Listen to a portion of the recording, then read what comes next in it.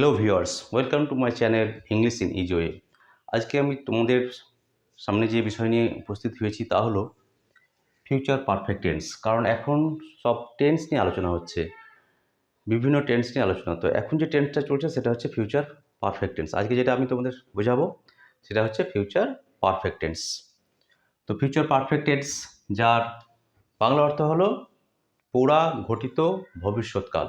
পুরা ঘটিত ভবিষ্যৎকাল অর্থাৎ কোনো একটি ঘটনা ঘটার আগে বা পরে আরেকটি ঘটনা ঘটিয়া থাকিবে। এই ধরনের বাক্য যদি বলতে হয় বা লিখতে হয় তাহলে আমাদেরকে কোন টেন্স ইউজ করতে হবে, তা হলো ফিউচার পারফেক্ট টেন্স। তো চলো শুরু করা যাক।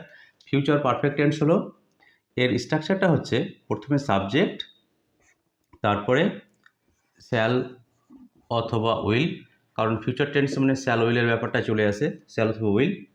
তারপর বসাতে হবে হ্যাভ, তারপরে বসাতে হবে ভার্বের থার্ড ফর্ম, তারপরে অবজেক্ট। এ হলো ফিউচার পারফেক্ট টেন্সের স্ট্রাকচার। এবার উদাহরণ দিয়ে আলোচনা করা যাক। এক নম্বর উদাহরণ দিই,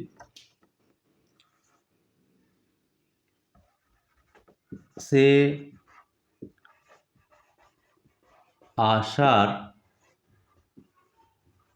আগে আমি স্নান করিয়া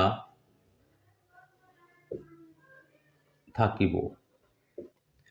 সে আসার আগে আমি স্নান করিয়া থাকিব, অর্থাৎ এখানেও দুটো কাজ হচ্ছে, সে আসা একটা হচ্ছে আর আমি স্নান করিয়া থাকিব। এ হলো ফিউচার পারফেক্ট টেন্স। তো সে আসার আগে আমি স্নান করিয়া থাকিব, এই বাক্যটা কি যখন আমি ইংলিশে ট্রান্সলেশন করব তাহলে কীভাবে করতে হবে দেখতে হবে এখানেও কোন কাজটা আগে হচ্ছে। তো আমি স্নান করিয়া থাকিব এই কাজটা আগে হচ্ছে, অর্থাৎ যে কাজটা আগে হবে সেটা হবে ফিউচার পারফেক্ট টেন্সে, আর যেটা পরে হবে সেটা হবে প্রেজেন্ট ইনডেফিনিট টেন্সে। এটা মনে রাখতে হবে, যে কাজটা পরে ঘটবে সেটা হবে প্রেজেন্ট ইনডেফিনিট টেন্স, অর্থাৎ সিম্পল প্রেজেন্টটা হবে। তো প্রথমে যে কাজটা হচ্ছে সেটা লেখা যাক, আমি স্নান করিয়া থাকিব, সেটা হচ্ছে প্রথমে কি আসবে, সাবজেক্ট আই। এবার শ্যাল অথবা উইল, শ্যাল হলো আই শ্যাল, তারপর কি বসাতে হবে, হ্যাভ, আই শ্যাল হ্যাভ। এবার স্নান করে ইংলিশ আমরা জানি বাথ, বাথ, BATH, বাথ। এই বাথ মানে হচ্ছে স্নান, নাউন। আর যখন ওখানে ই লাগিয়ে দেবো তখন উচ্চারণটা হবে বাথ, অর্থাৎ ক্রিয়াপদ, ভার্ব। তো আই শ্যাল হ্যাভ বাথ, আমি স্নান করিয়া থাকিব। কার আগে, সে আসার আগে। তাহলে আগের ইংলিশ আমরা দেবো একটা বিফোর, বিফোর হি কামস। এখানে কিন্তু কামস হবে, তার কারণ আগে বলেছি যে এটা প্রেজেন্ট ইনডেফিনিট টেন্সে হবে, অর্থাৎ যে কাজটা আগে ঘটিবে সেটা হবে ফিউচার পারফেক্ট টেন্সে, আর যেটা পরে ঘটবে সেটা হবে প্রেজেন্ট ইনডেফিনিট টেন্সে। তো প্রেজেন্ট ইনডেফিনিট টেন্সের নিয়ম আমরা জানি যে যদি কর্তা থার্ড পার্সন সিঙ্গুলার নাম্বার হয় তাহলে ভার্বের সাথে এস যোগ করতে হয়। তাই এখানে হিটা থার্ড পার্সন সিঙ্গুলার নাম্বার, ওই জন্য কী হয়েছে এখানে এস যোগ হয়েছে। এই হলো ফিউচার পারফেক্ট টেন্সের স্ট্রাকচার। আর একটা উদাহরণ দিই,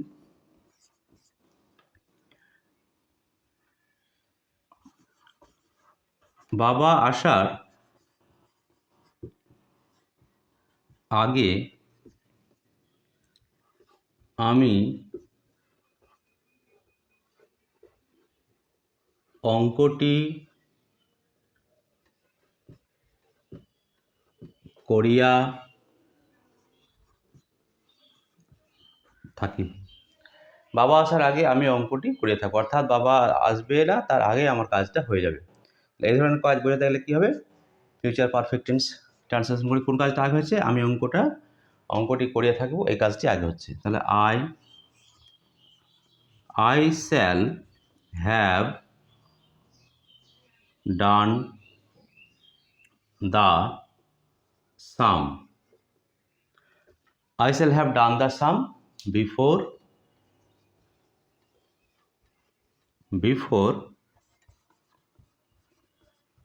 father comes, কারণ ফাদারটাও থার্ড পার্সন সিঙ্গুলার নাম্বার, সেই কারণে কি হলো এস যোগ করতে হলো। বাবা আসার আগে আমি অঙ্কটি করিয়া থাকিব, I shall have done the sum before father comes। তাহলে ফিউচার পারফেক্ট টেন্স তার স্ট্রাকচার, সাবজেক্ট, তারপরে শ্যাল অথবা উইল, তারপরে হ্যাভ, ভার্বের থার্ড ফর্ম, অবজেক্ট।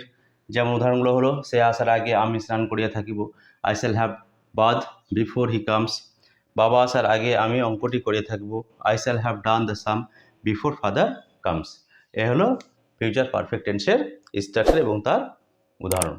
তো আশা করছি তোমরা বুঝতে পেরেছো। যদি ভালো লেগে থাকে অবশ্যই আমার চ্যানেলটিকে সাবস্ক্রাইব করবে।